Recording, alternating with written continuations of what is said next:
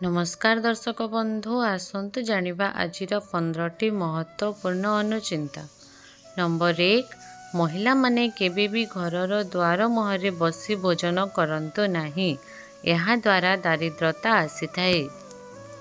Number 2 महिला माने रोषेई करि सारिबा परे चूल्हा उपरे कौनसी अन्य जिनिस रखंतु नहीं, यह अमंगलकारी होइथाए। नंबर 3 महिला माने केबे भी संध्या पूजा समय रे कहारी को थट्टा किंबा अपमानित करंतु नहीं, यह अमंगल होइथाए। नंबर 4 महिला माने केबे भी लुण रखुतिबा पात्र को खोला रखंतु नहीं, यह द्वारा घरे धनर अभाव रही थाए। नंबर 5 महिला माने सूर्य उदय पूर्वर घर झाड़ू मारिले धन वृद्धि होइथाए एवं सूर्य अस्त परे केबे झाड़ू मारंतु नहीं। नंबर 6 महिला माने जदि किछि धला रंगर जिनिस को काहाको दान करंती तेबे घरे केबे धनर अभाव हेबो नहीं।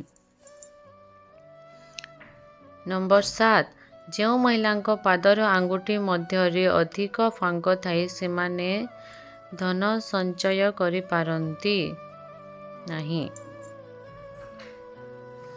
नंबर 8 जो महिलांको पादर आंगुठी गुड़ाक लागी लागी करि थाए एवं कोमल होई थाए से बहुत सौभाग्यशाली होई थांती।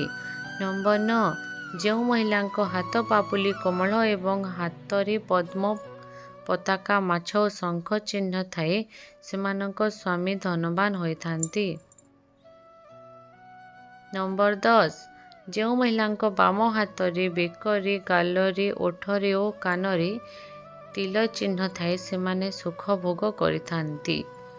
नंबर 11 जो महिला मानंको हाथ कोमल लुम न थाए कांध आग को थाए सेमाने जीवन रे बहुत सुख भोग करिथांती। नंबर 12 जो महिला माने हसिबा बेले पाटी अल्प खोले एवं दांत देखा जाए नहीं से स्वामी पाए सौभाग्य आनी थांती। नंबर 13 जो महिलांको जीव पतला लाल एवं कोमल होइथाए सेमानंको उत्तम पति एवं सौभाग्य प्राप्त होइथाए।